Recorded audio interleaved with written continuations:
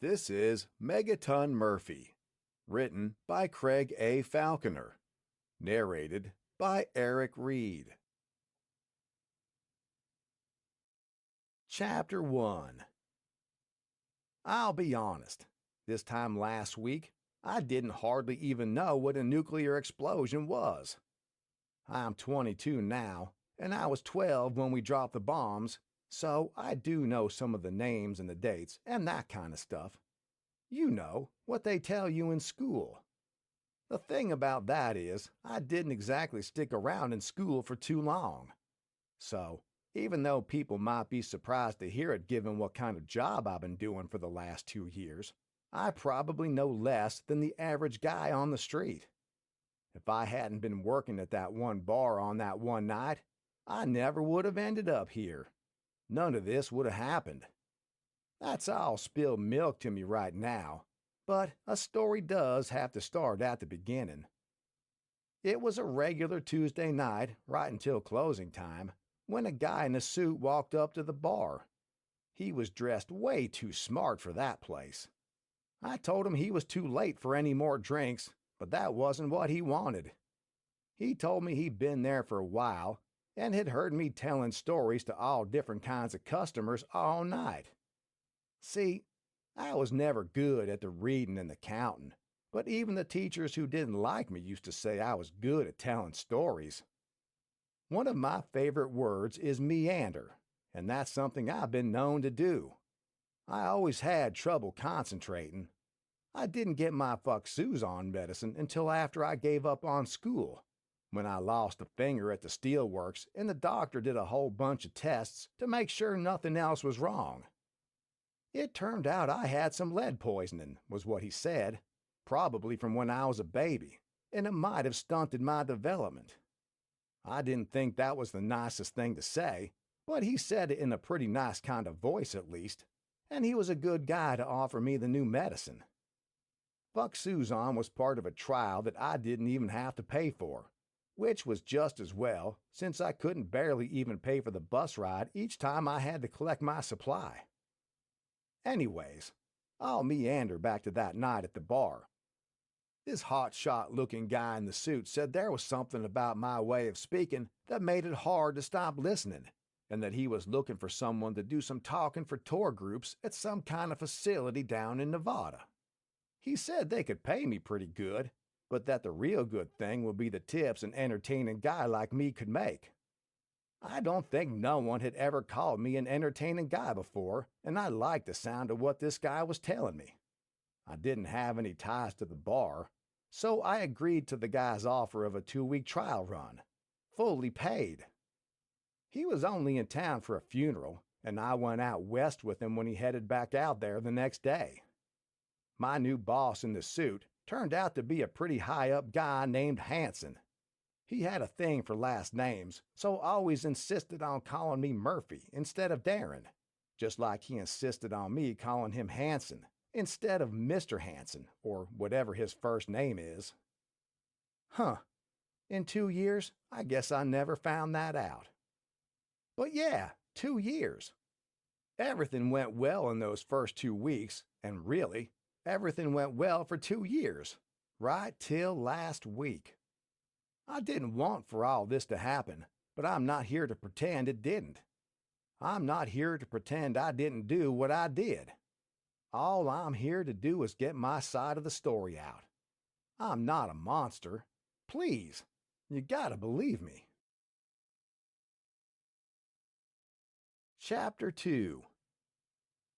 I worked as a tour guide at the Sandpoint Nuclear Test Facility. My job was to take people around the built-for-bombing-empty town and bring it all to life. We called it a show town because it's not tiny like a model town, and it's not a ghost town that everyone up and left. It's a town on a test site to show what can happen. From the moment I first walked into the silent town square, I knew it was going to be the easiest job I ever had. The place was so creepy, so weird, so not like anywhere else. It was going to capture everyone's attention, with or without a good guide. Most weekdays I'd have 3 or 4 school groups, Then at the weekends, it was tourists who sometimes came from way further than you might expect. My contract was for weekdays, and that's what Hanson paid me for, but I worked weekends for no official pay just to get my hands on those tourist tips. Don't get me wrong, I liked engaging with the school kids and giving them something to laugh about after the boring lectures and slideshows they have to watch in the education center before they get to wander around the town. The trouble was, the kids don't have no money, and teachers don't tip, so those days I was making less than I did on a good day at the bar. But the weekends, I made out like a bandit. We got all sorts of visitors thanks to Hanson and his idea to advertise the place in Vegas. Things were really taking off in the city when I moved west, and none of that has slowed up. We'd usually get families and couples, but once or twice I had some mob guys looking for private tours. A lot of my style was about jokes and doing little scares on the tourists, like when I'd have the mannequins all set up to fall forward when someone opened the door.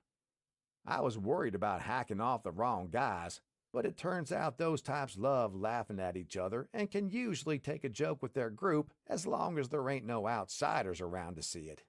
And the tips from those guys? They'd make you wonder where the money came from, if you didn't already know. As it all turned out, I had a late night in one of the big new casinos the night before the incident. That wasn't my usual scene, but it was my roommate Benny's birthday, and he loves to gamble. Really, he loves anything that smells like a way of making money without working for it, and he'd tell you that himself. The problem with the late night was that it made me have a late morning, as a late night often does. I still got to work just in time for my first tour, but only because I didn't have to clock in at the compound's main staff area. I had my own thing going, and always drove straight to the showtown. Anyways, it was a long day. My third tour group had a really difficult kid who the teacher couldn't control and who even the other rowdy ones couldn't keep up with.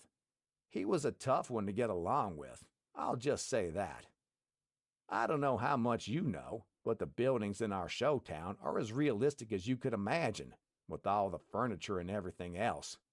Mannequins, fake food on the table, you name it. We don't have any glass, but other than that, it feels pretty much like wandering around somewhere when no one's home.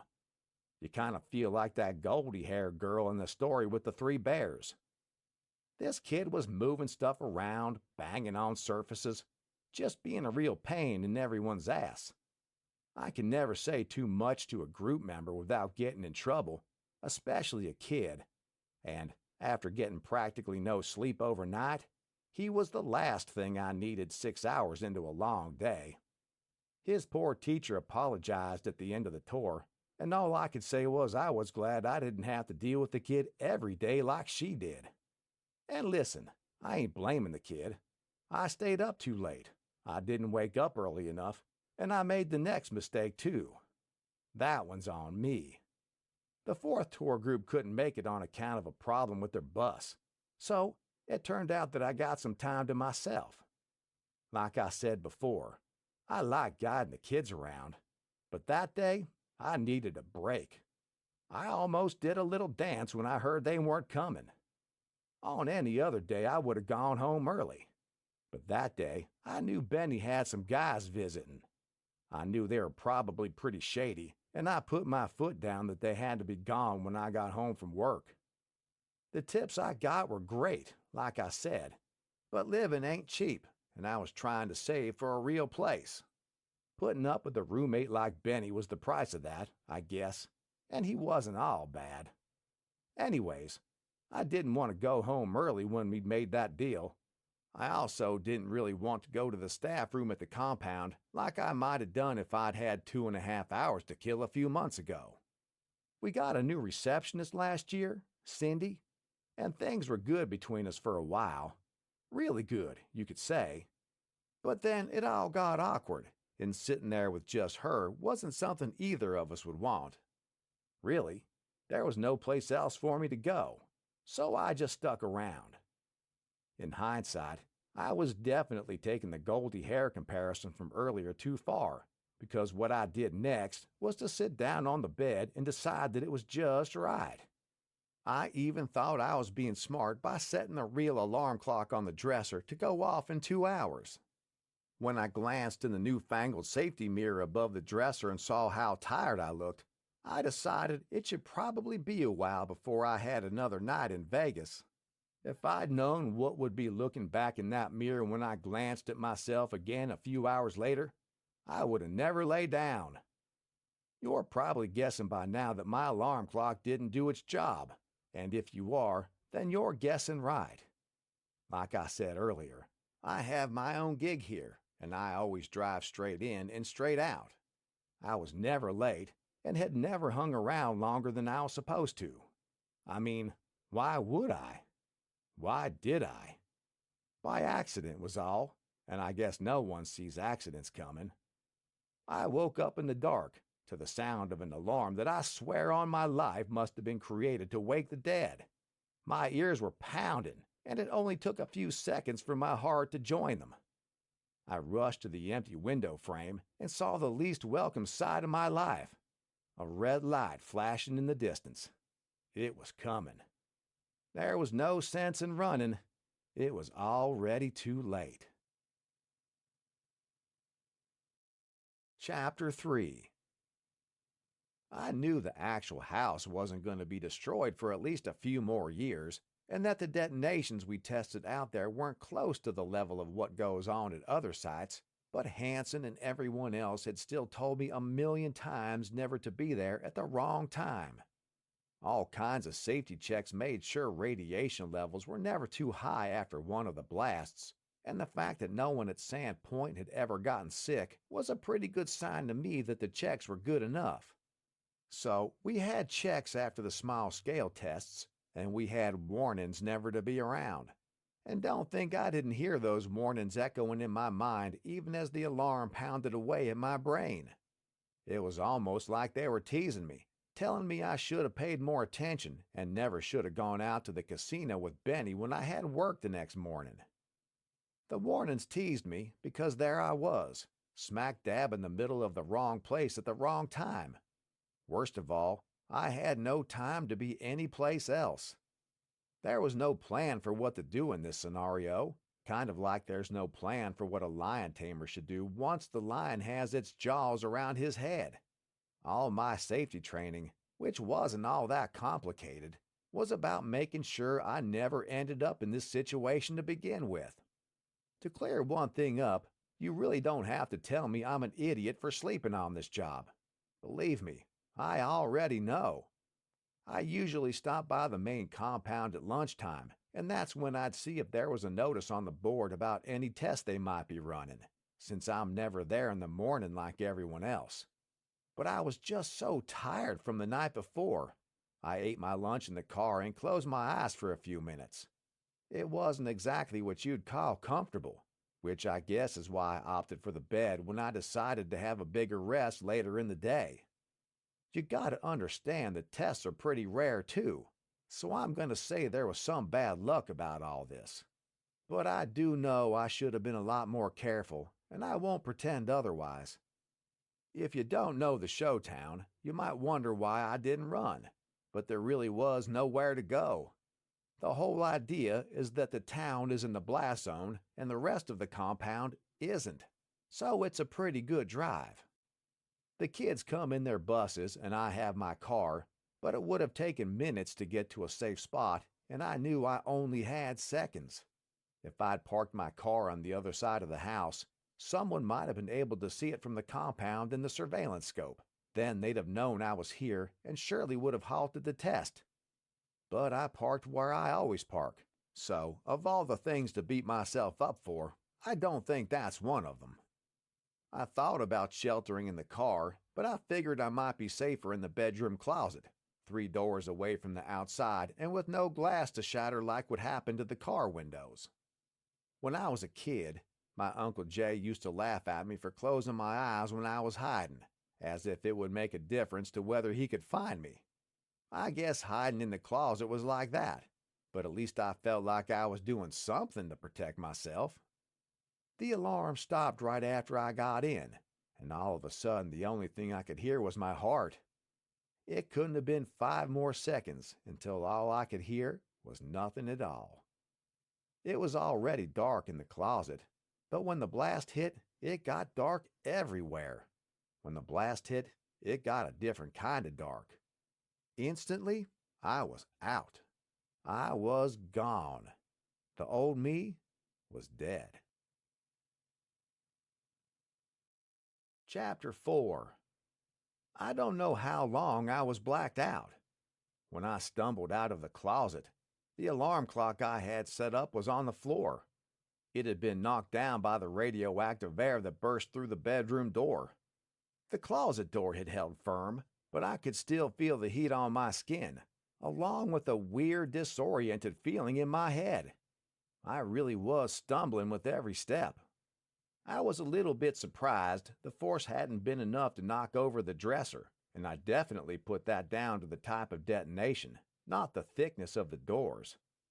Even in the living room, none of the bigger furniture had toppled. Dining chairs for sure, but not the wooden sideboard or the table. Maybe I got lucky with the scale of the detonation, I thought. After gazing around the living room from the bedroom door, I went back in to check myself over in the mirror. I only know it's not made of glass, and I wish I could remember the word for the material it is made of, but the point is, it was still there. That was how I saw myself. My skin felt hot, but no worse than it might have felt after falling asleep in the sun. It was bad, for sure, and it also looked it. My skin tone was all of a sudden halfway to a lobster's, but on balance I'd kind of expected to see something worse. I still had all my skin, for one thing, and looking like a lobster-colored man was better than looking like I was wearing a scary monster mask with a melted face. The fact I was standing up and seeing anything at all was the main thing anyways, I figured. So if a red face was all I'd walk away with, then I could count myself one lucky boy. I looked out at my car and saw that it hadn't been so lucky. I could see it under the town streetlights, which had no real glass component, like the mirror in the bedroom, and that light was more than enough to show me that every window was blown in. On top of that, the 4 flat tires didn't look like they'd be going anywhere soon. There were no two ways about it. I was going to have to walk. None of the plumbing in the show town actually worked, but I always had a canteen full of water in my car, so I knew I'd have that if nothing else. When I was doing a final check around the house, which I would say had been disturbed more than it had been damaged, I noticed that the radiation meters on the walls were all showing numbers that were much higher than I'd ever seen.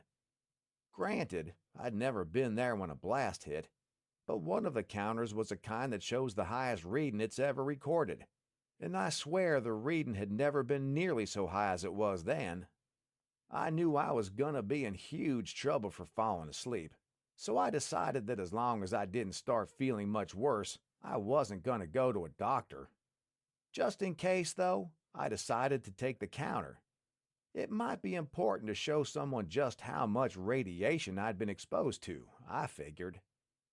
The counter was secured to the wall pretty damn hard, so I really had to pull. It was at that moment I realized I didn't just look different due to the blast. I was different. When I put my mind and my arm into taking the counter from the wall, the strangest thing happened. I didn't just take the counter. I took a chunk of the whole damn wall. I froze, shocked by my own apparent strength. It has to be the kind of walls they used, I told myself. This isn't a real house. On my way outside, I decided to put my mind into pulling a doorknob as hard as I could. And as sure as my name is Darren Murphy, the whole damn door came off its whole damn hinges. I'd opened that door 1,000 times, and I'd had to tell kids more than I could count to stop pulling on it. For instance, the difficult kid that very day. As much as I didn't want to believe it, that kind of timing couldn't be no coincidence. To settle it in my mind, I walked to my unusable car before I got out of Sand Point for what I figured might well have been the last time. I didn't know everything for sure about the construction of the walls and doors in the house, but I knew my car. I won't lie. I felt like a dummy as I socked myself to try and tip over a full-sized car. But when I crouched down and went for it, squatting with my hands under the passenger side door, I tipped it over like there should never have been a doubt. I didn't tip it like it was nothing. There was exertion, for sure. But I tipped it. I tipped it. I tipped a car. Chapter 5. I jogged away from the showtown and straight past the main compound, not stopping until I got to the road. I tucked the radiation counter into my waistband, along with a little chunk of wall I ripped off along with it. I hitched a ride until I was nearly home and told the driver my face had always been red like that.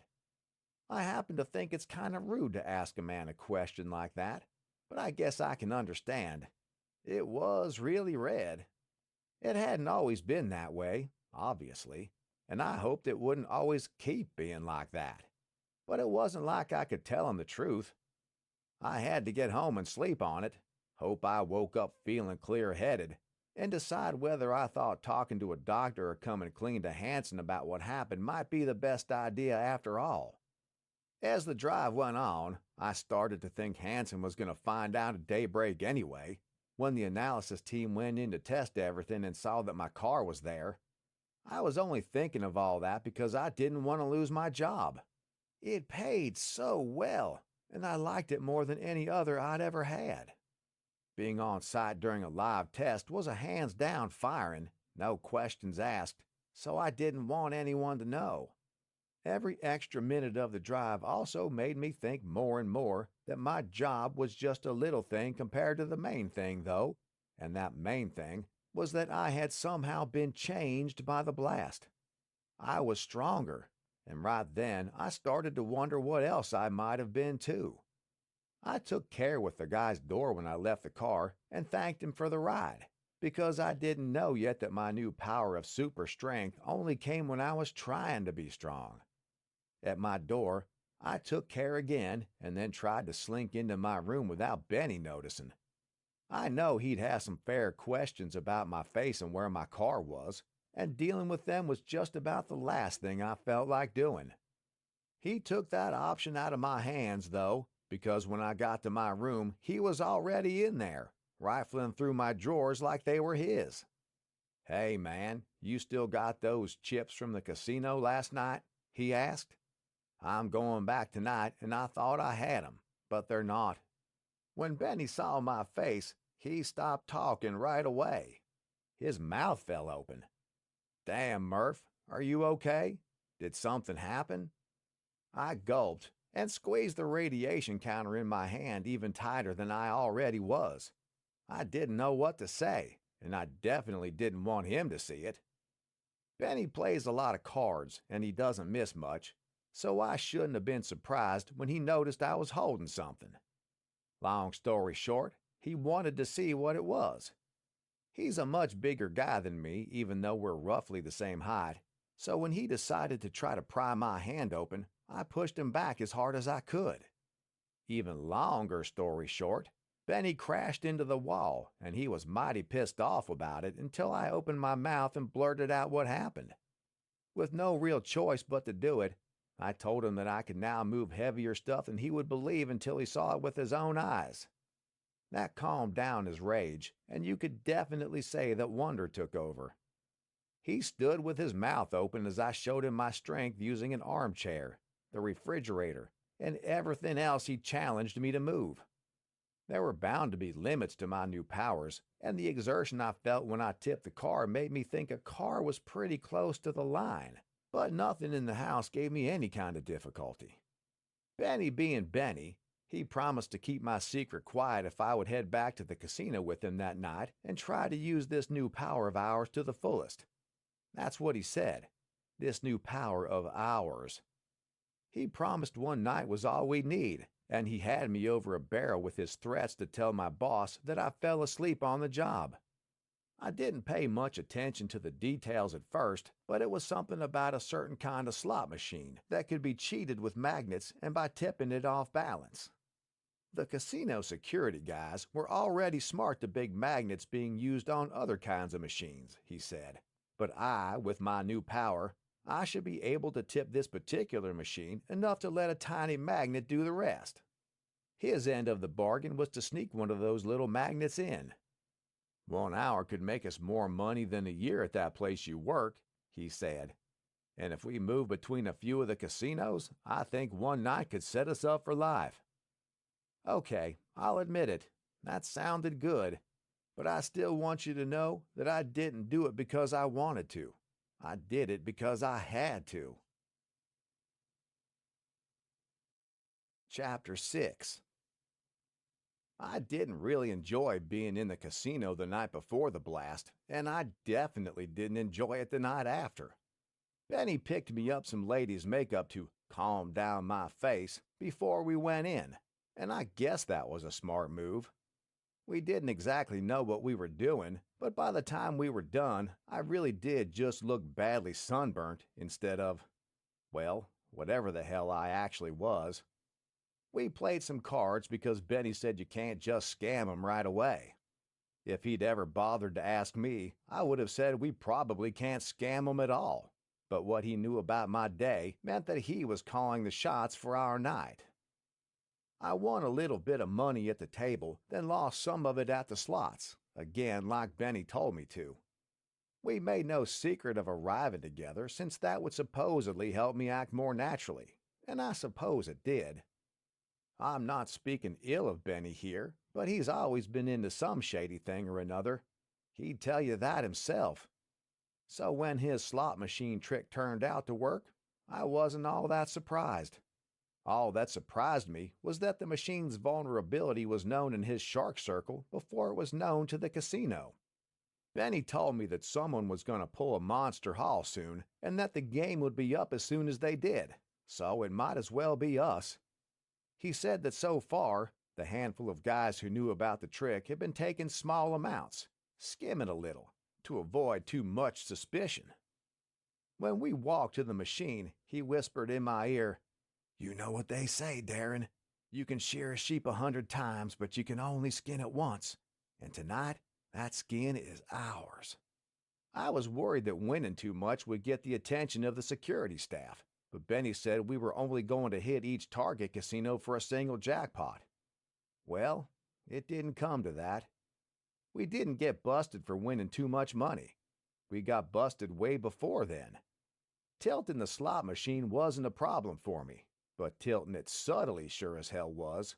"Hey!" a security guard yelled. Before I knew it, Benny had bolted for the door, and I was being swarmed by huge guys.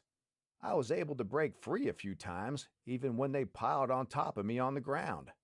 A crowd of confused gamblers was watching everything unfold, and I caught sight of some of their expressions. While I was fighting for my freedom, and for all I knew it, my life, they were watching in awe at one small guy out-muscling a whole horde of security staff. Just after I threw them all off my back and got to my feet, winning the loudest gasps yet from the crowd, one final guy came from behind and grabbed my left wrist. The weirdest sensation ran up my arm when he held the pressure point on the inside of my wrist, right where you check a pulse, and he could tell from my reaction that I felt it. Another one of the original group grabbed my other wrist.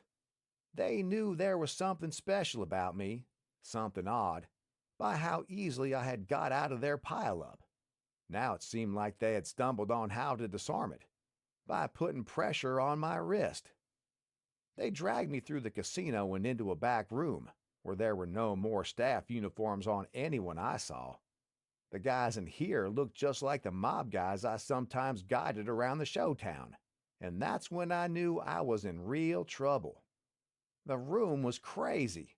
There were piles of cash everywhere I looked, and there were girls in outfits that told me they'd just come off a stage. I didn't like the language some of the security guys were using in front of the ladies when they told the bosses about what I'd done, but I guess that's not the main point. One of the mob-looking guys slowly stood up, Everyone else fell silent. "You come to my house," he said, speaking even more slowly than he rose, "and you rob from me?" I gulped. There was nothing I could say, and with the guys holding my wrists, there was somehow nothing I could do. I couldn't muster any more strength than normal, and my normal strength was nowhere near enough to get free. Right at that moment, from nowhere, the back door burst open and almost half a dozen police-looking guys burst in. The mob guys didn't run. Guys like them don't run. But their security underlings who were holding me did. I thought they'd sure as hell pay for that, but I was just glad the law was here. Money wasn't the only thing lying around, but the way the officer at the front turned once he was in the room told me something I really hadn't seen coming. They weren't there for the mob. They were there for me. "Hands where I can see them, Murphy," he demanded.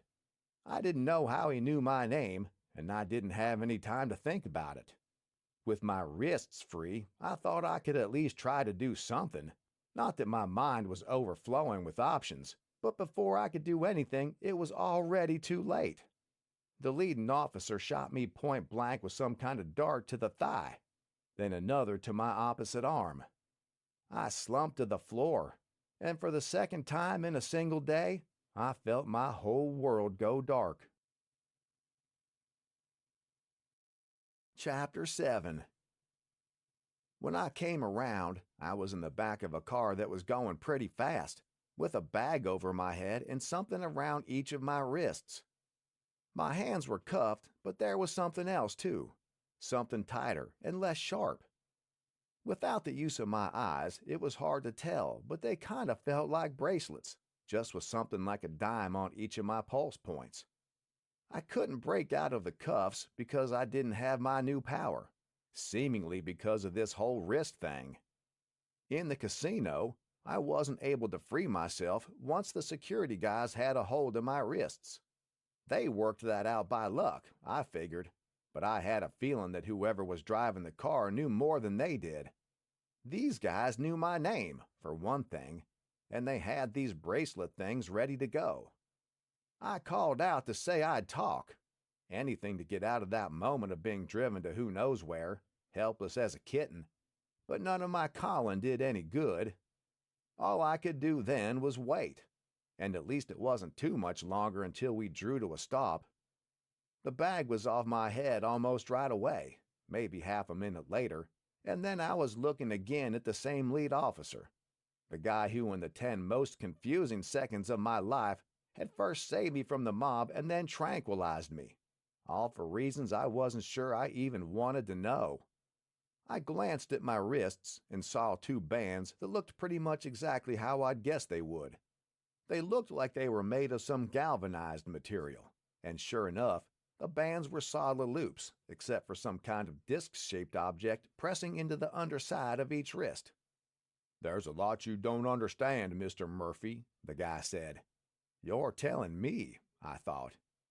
He introduced himself as Agent Jacobs, in the superior kind of way you'd expect from someone who calls himself Agent anything. "You're not in trouble," he told me. "In fact, we need your help." Well, you know by now that I got my job as a tour guide because I can talk all day. But right then I didn't have half an idea of what the hell I could say. So what I said was nothing. Jacobs helped me out of the car, then let me out of my cuffs. The wristbands stayed. There were 3 other guys standing beside the car, and I recognized one of them from earlier. I'm not saying the other 2 hadn't been there. They maybe just hadn't been as easy to remember as the tall, bald one. Anyways, they were all dressed the same and started showing me their badges. Detective this, federal that, special something or other. It all went 5 miles over my head. I was only looking at Jacobs. "Where am I?" I asked. That was when I learned that where you are is the thing that comes before everything else. It gives you a grounding that lets you move on to other questions like who you're with or what they want, but it has to come first. Not that I got an answer either way, because Jacob started prattling about how special I am and how important I can be, not just to my country, but possibly to the world as a whole. If I was confused before, I was flat out lost at that point. Another one of the guys said there was something they needed me to see. Then once they all led me away from the car, it couldn't have been more than a minute until we made it down a flight of stairs and stopped in front of a thick-looking metal door. The place I got out of the car looked like a hangar of some kind, and by now I was underneath it, which made me think I must have been in some kind of secret underground government facility. I've heard talk of stuff like that, but even seeing wasn't totally believing just yet. It was just so crazy. Jacobs told me less than 10 people had seen what I was about to see, and that less than 20 knew it existed. He said there'd be no going back to my old life once I saw it, but with my powers blocked and so many guys surrounding me in an underground facility, I wasn't exactly in a position to weigh up my options. My old life was gone, and I figured that helping these guys could hardly get me in a spot any worse than the one I was already in. I held my breath as Jacobs opened the door. It turned out to lead into a small square room, which seriously couldn't have been any bigger than my bedroom. There was only one thing in it, but even if there had been more, I would have known which one to look at. There was no mistaking what these guys were hoping for. As my eyes took in the large metal chest, I knew they wanted me to open it. It looked pretty much how the treasure chests were described in every pirate adventure I'd ever read, which was more than a few, except it was smooth and all silver. The chest had all kinds of marks on it, which I guessed were from saws and hammers and whatever else the people who had seen this had used to try to open it. I guess you don't want to blow it open in case there's treasure that could get damaged? I asked them. Well, mainly Jacobs, since he was the one who always walked beside me and the one I always looked at by default. His face was hard to read at first, but he shook his head after a few seconds. "We're worried about what might be inside, period," he said. His voice was flatter than usual when he said it. "It could be from the Soviets," one of his colleagues piped up, "or maybe even space aliens." At Soviets, my eyebrows jumped halfway to my hairline. But at space aliens? I felt my stomach knot. I said the obvious thing. "So why do you want me to open it?" And this time I said it to the guy who introduced these scary words.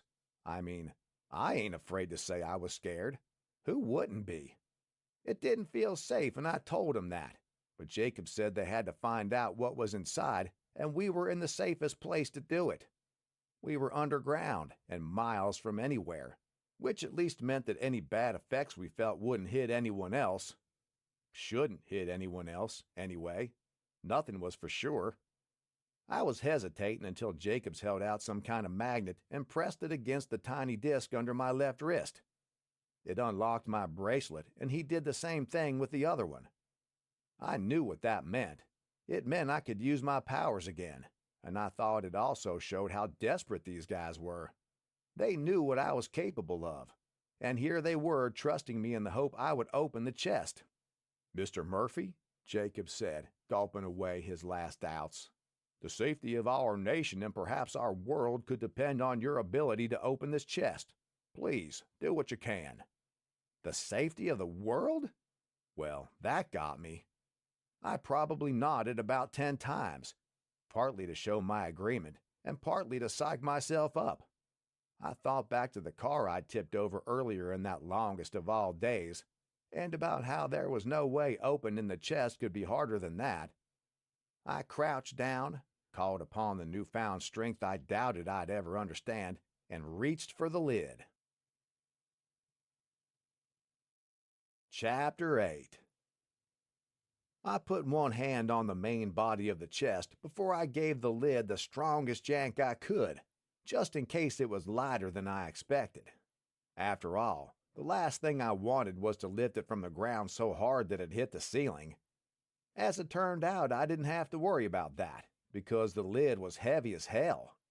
I don't know what it was made of, but it had to be the densest thing I ever touched. Like with the car, trying to open the lid took a lot of effort, but like tipping the car, I managed to do it. To be honest, I wasn't all that surprised that the lid opened. The chest looked like it was supposed to be opened, and I thought the fact it was metal meant there could be some kind of magnet keeping it closed. I don't know much about magnets, and maybe I'm being dumb, but I figured that if I could tip a car, I could beat a magnet, and at least in this case, I was right. But if you want to talk about surprises, try being me when I peered into the mysterious chest and saw what was inside. Absolutely nothing. Jacobs walked up beside me and looked down. "Thank you, Mr. Murphy," he said. He offered me the wristbands and said they were just to wear for a little while longer, but that I had done an important thing. I put 'em back on, figuring that these guys weren't so bad and also figuring I didn't know where I was and would have been shot on sight even if I escaped the facility and tried to run. "So, what is it?" I asked him. "What's the chest?" That's when things started to change. Jacobs told me that the whole thing with the chest had been a test.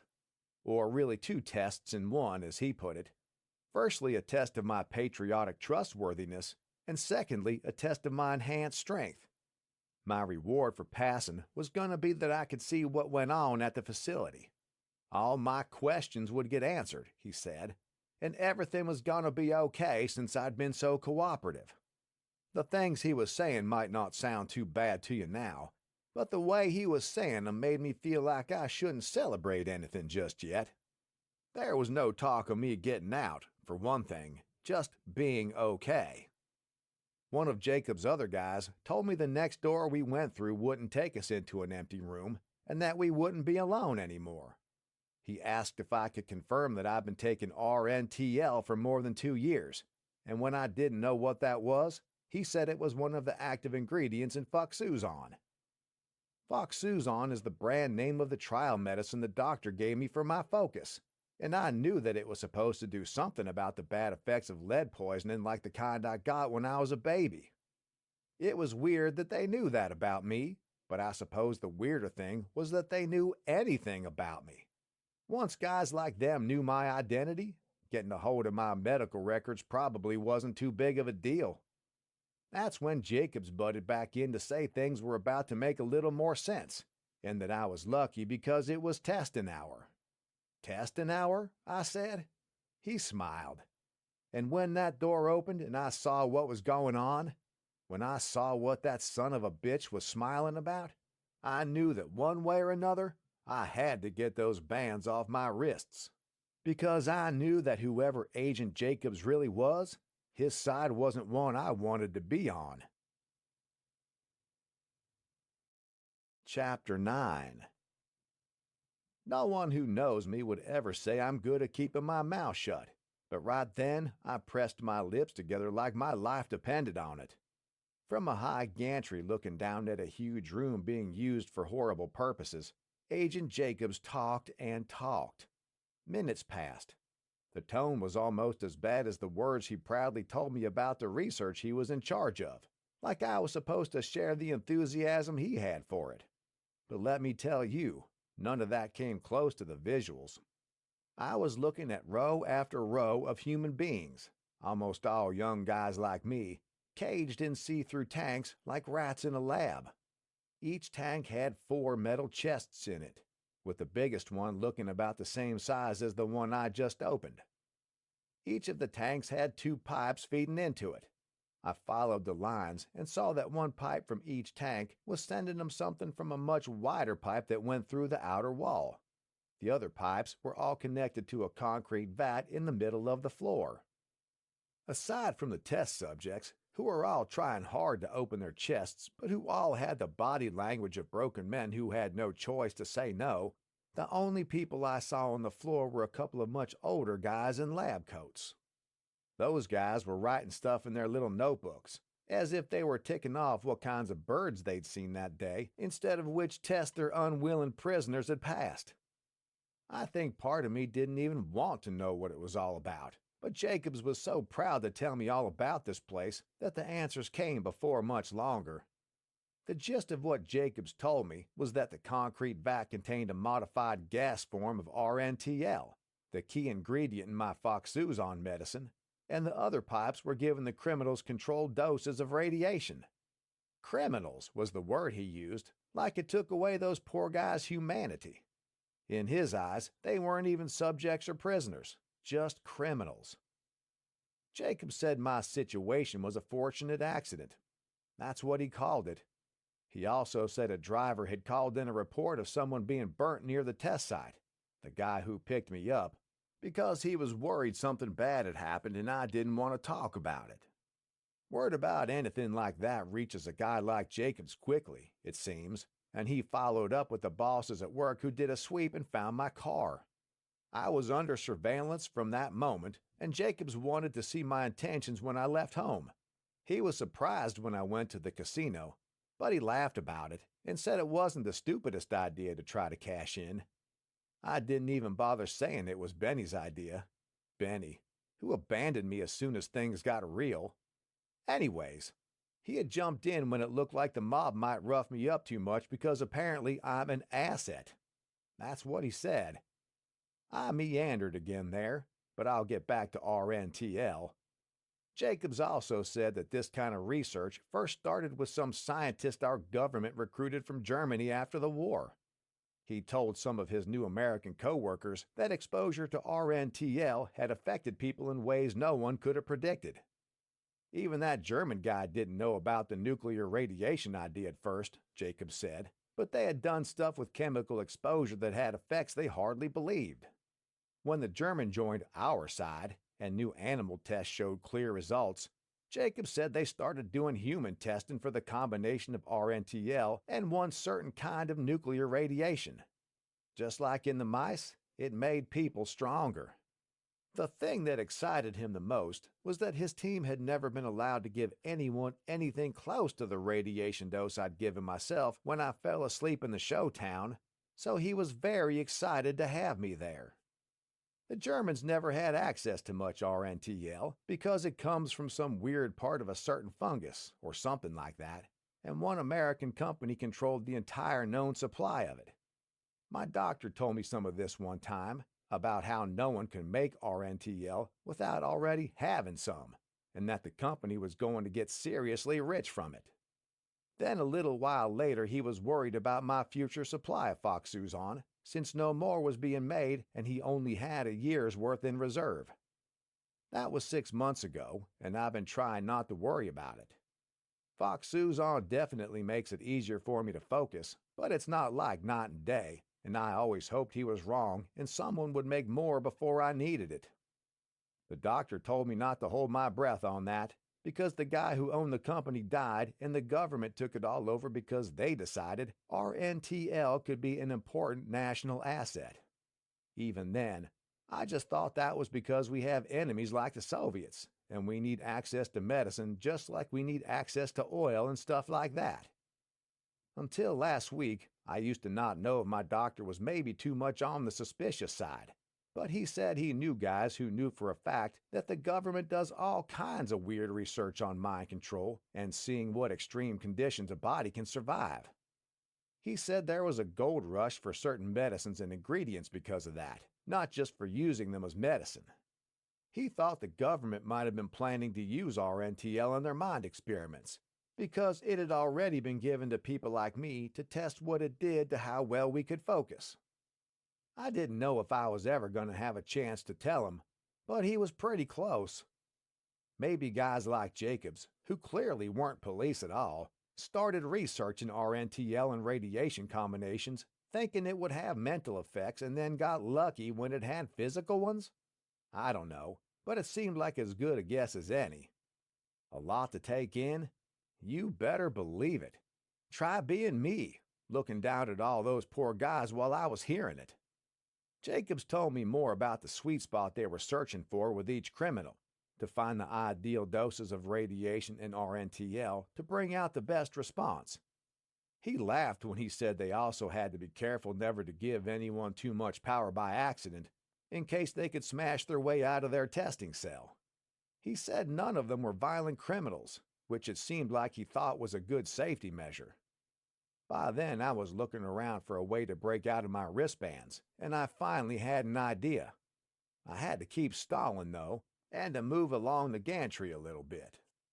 So they don't live in these cells? I asked. I kept looking down, pretending to be more interested than angry, and I slowly started taking steps further along the gantry. The stupidest thing was, Jacobs looked offended. He said of course the criminals don't live in those tiny cages, because that would be inhumane. That would be inhumane. That was the hardest moment for me to keep a straight face, what with nuclear radiation and a powerful gas being piped into the poor guy's lungs. One particular prisoner caught my attention, because I saw that he was onto his fourth chest. I watched him try to open it, but he gave up after a few seconds. "No one but you will ever open the fourth," Jacob said, seeing which cage I'd been looking into. "I think that would be too much." He was walking with me by then, just like I wanted him to. I felt like I had to keep him talking to keep him walking, but I asked a question I also really did want the answer to. Too much for what? What's all this for?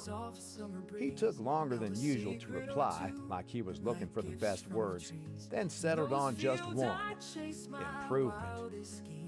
I let my silence push for more, and he went on to say that there were huge security and military advantages to having enhanced men like these. Not these actual men, he pointed out, because these men were criminals to him and nothing more. The kind of strong men he wanted would be on the right side of the law, in the police force and the military. He did his horrible smile again before giving me the final line of his pitch. "If you're looking for a nice little description, the one that got us a lot of secret funding was nuclear-powered super soldiers." That sent a shiver down my spine, and if it doesn't send one down yours, then I don't think you're listening. Nuclear-powered super soldiers, probably taking orders from men like Jacobs, who can so easily take people's humanity away by casting them as good-for-nothing criminals. After what happened that night, I kind of feared my own strength already. But the idea of that kind of power in the hands of people who would do things like this? I had to stop it. Just when I was getting ready to make my move, Jacobs gave his biggest smile yet. He said the very best part was that no one else could ever do this, because all of the RNTL in the world was in this room. So that's when I did it. And I'm sorry if I get shouty here or start tripping on my words, but what they were doing to them boys just wasn't right. You gotta remember, he'd already told me none of them were even violent criminals, and that none of them had all that much extra power from the tests. Nothing like I had. Those are just things I want you to remember, that's all. One of the reasons I did what I did was for those boys in the cages, who I figured could have been me if certain moments in my life had gone other ways. The way I saw it, I couldn't not try to get them out of there.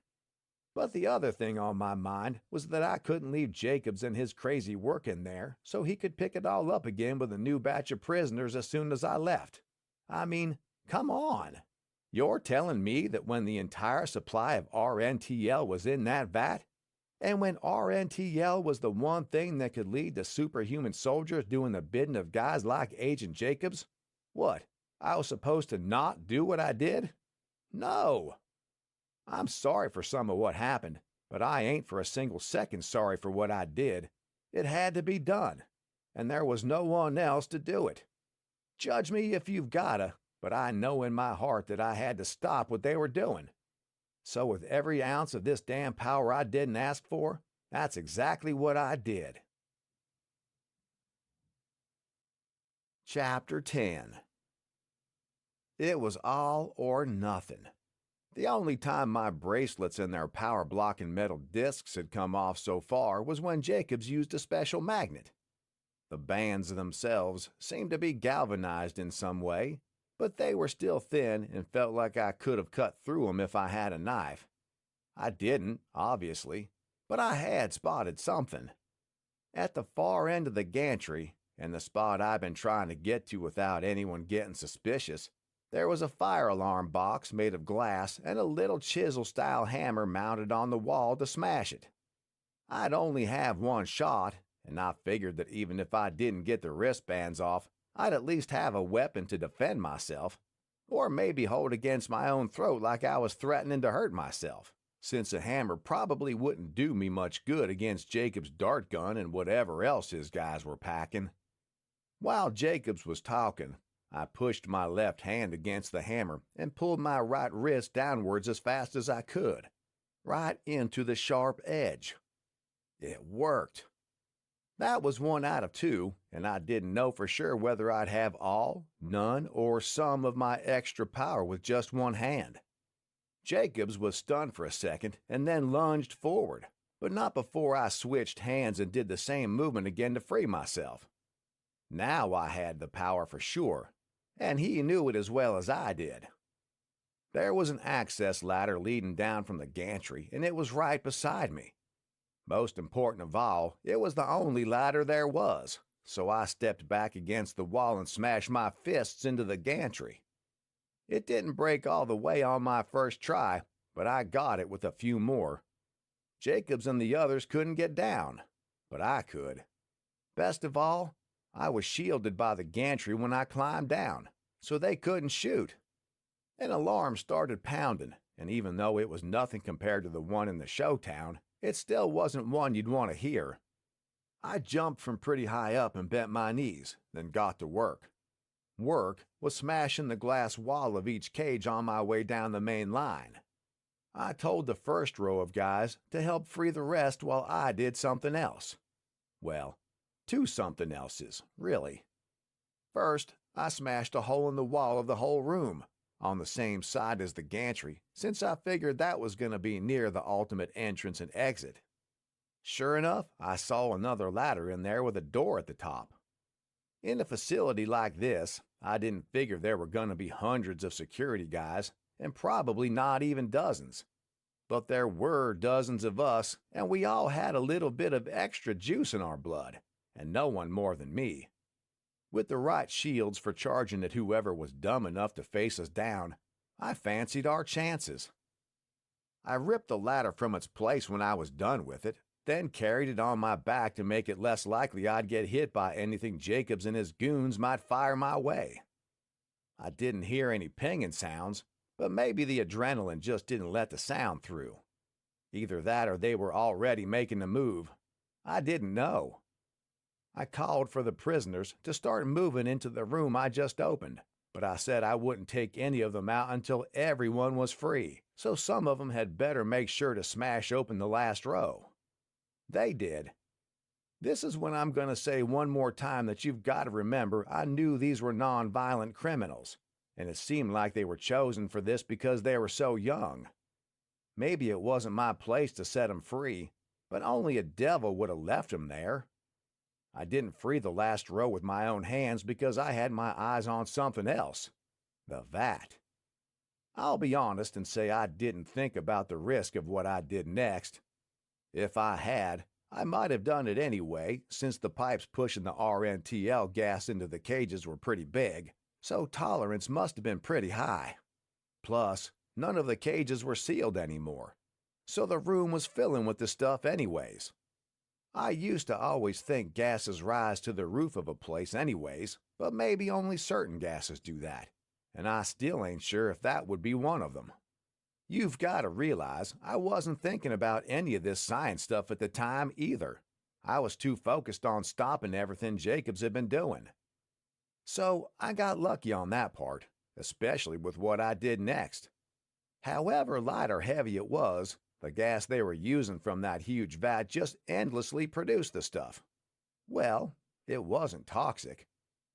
When I smashed my fists into the vat, it didn't break right away. I could feel it getting ready to, but it didn't. So I ran to the nearest cage, I grabbed hold of its RNTL pipe, and I sucked like it was soda through a straw. I already had more radiation exposure than anyone ever should, but I'd only been getting RNTL from my medicine. The pipe was like getting it straight to the vein for the 5 or 6 seconds I did it, and when I went back to that vat, I smashed a hole in the side like it was made of paper. There was no explosion or anything, but a weird black sludge started leaking out, and I heard a hiss that kept getting louder. The inside of that vat stank to high heaven, and I wanted to get away as quick as my legs would take me. But first I wanted to be sure I'd done enough. I grabbed the fire extinguisher from right next to the vat and started spraying it in there, just in case it would mess up the brewing or mixing or whatever was going on. Then, when I thought about how easy it had been to smash a hole in the vat, I just ran around the whole thing and punched 15 or 20 times until I destroyed the structure, and the whole thing fell to the ground in more pieces than I could count. One of the scientists with a notebook was cowering on his knees when I ran towards what I hoped would be an escape route. I asked if he had a car, and he was too scared to lie.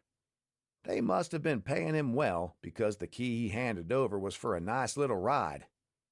I ain't no thief, so I asked where he lived, and when he said Magdenville, I told him that's where he'd find his car when I was finished with it.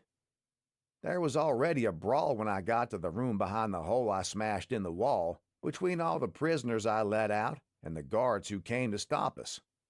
We outnumbered 'em 4 or 5 to 1, even without factoring in our strength advantages. And as much as I could understand how angry the young guys were, I told 'em to stop. Everyone had seen my strength, even before I upped my RNTL dosage, so I didn't need to ask any of 'em twice. At the top of the ladder in that smaller storage room, I ripped off some of the gantry's railing to use as a homemade spear in case anyone tried to stop me on the other side of the door.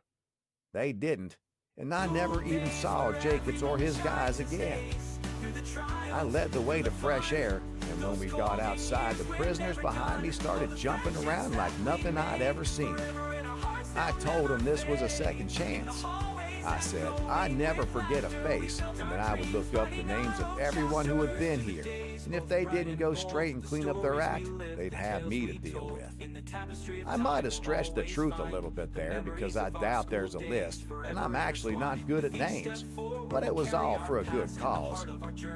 I guess I had my doubts or guilts about causing a prison break, but I still say I couldn't have left them in there, and especially not when I didn't know what the air would be like once I destroyed the vat. It was easy to find my ride because there weren't any others matching my key, but it wasn't a getaway car. Don't think like that. When I made that drive to Magdenville, I wasn't running away from what happened. I was running to share what happened.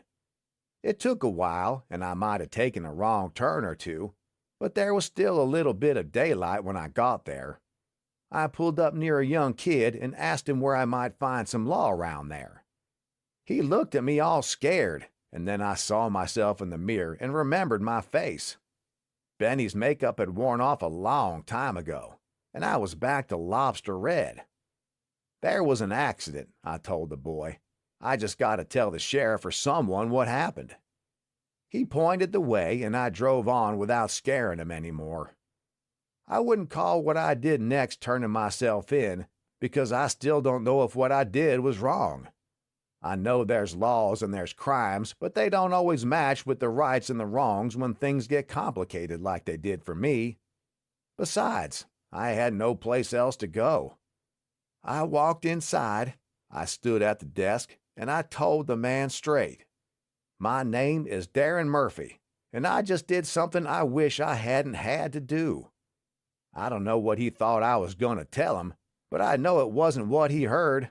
I told him everything. Everything. The law boys down there in Magdenville were pretty good to me, all things considered. I've barely said a single word to anyone in the week since I first told them this story, right until I started telling you today. However you want to take it, and whatever you might have heard from anyone else, this is my side of the story. It started at the start, and it's ending at the end, just like every good story should. So all that's left to say now, I guess, is thanks for listening. Judgment.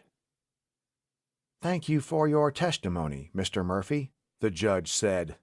Everyone in the small courtroom sat in rapt attention, eager to hear the next few words, which would give a clear indication of what fate awaited Darren Murphy. Murphy's story had already captured the public's attention far more than he knew. With word having gotten out, courtesy of the workers at the facility he all but destroyed, and also from some of the thankful prisoners he freed. The judge continued, "You engaged in some very serious criminal damage in the course of your actions, but it has to be stated that what was going on under the watch of James Jacobs has shocked the people of this country and many of our government officials. This was a rogue program for which others in high office might soon have very serious charges to answer. But for now, I will return to today's judgment." Murphy, who had been through more than most could ever imagine, was attending his hearing in an ill-fitting shirt provided by the county. It barely covered the wristbands he was wearing, which had been brought to his holding cell in Magdenville at his own request. "Things are rarely black and white, but that is true here more than ever," the judge said. "I understand that you have your own concerns about the power you have developed, Mr. Murphy, and we all appreciate that you have actively sought to restrain it. Nevertheless, until such a time as the power has been studied and your physical and mental states have been fully assessed to an independent panel's satisfaction, I hereby insist that you will have to remain in a monitored facility." Darren Murphy's expression didn't flinch. He'd played enough cards with his former roommate Benny to know that the judge had more to say, and that things might not be as bad as they sounded so far. "I am not sentencing you to prison, and I am not recommending a psychiatric institution," the judge went on, "only that you'll be fully tested and monitored. A medical setting strikes me as the most appropriate, but I wish to stress again that this will not be a psychiatric institution, and that a return to your old life might well be possible before too long if the assessment results allow it." Murphy cleared his throat, then waited for the judge to explicitly encourage him to speak. When permission came, he gave his first reaction to this atypical sentencing, if such a word was fully suitable. "I don't think my old life as I knew it is coming back," Murphy said, with a slight grin. "But I thank you for leaving the door open. I want to be studied, checked, and rechecked, so I have no problem with what you've laid out. But if I can ask a question—" "Go on," the judge allowed. "Well, you're not stipulating that I could only be allowed out if my power is somehow removed for good, or at least until something stronger than these bands can block it? It probably sounds like I'm arguing against my interests here, but a big part of me doesn't trust this power, even in my own hands." The judge, indeed, looked surprised that Murphy did seem to be making a case in opposition to his own freedom. "As a matter of fact, Mr. Murphy, I received trusted advice to very carefully reconsider such a suggestion, which is one I had thought about stipulating. A whistleblower from the facility you damaged, who saw the full extent of your strength, believes that permanently stunting or removing it could be something we would regret in months or years to come.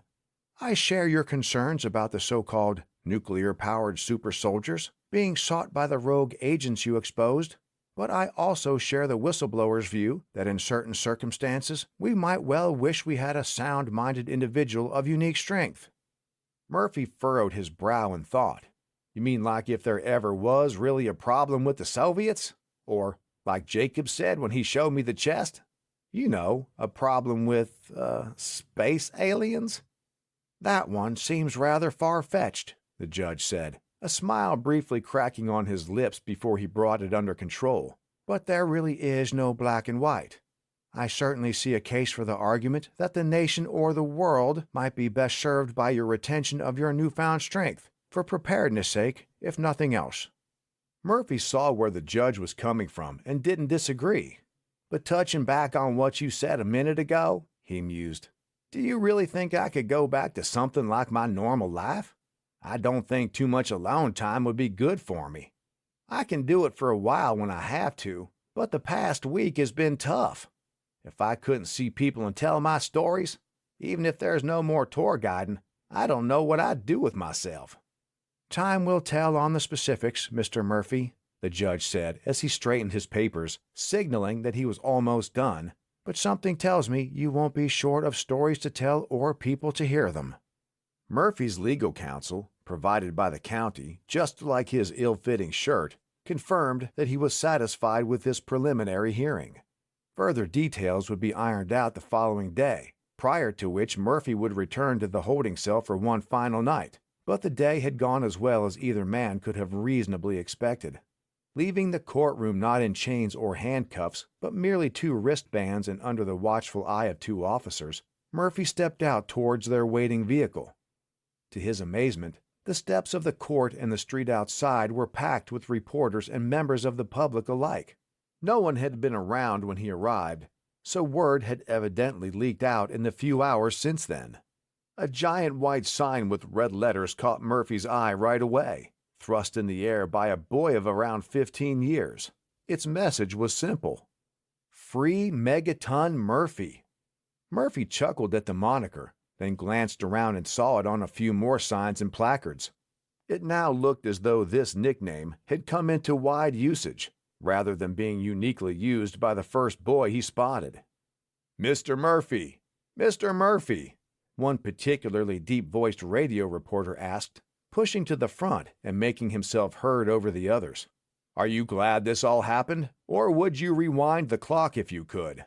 It was Murphy's legal counsel rather than the officers who tried to hurry him along, but he held his ground and addressed the reporter.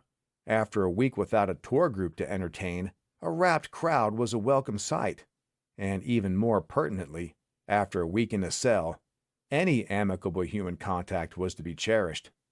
"I'm glad it didn't happen to anyone else," Murphy replied. "With what people are saying, and with what the judge laid out, maybe it ain't so bad.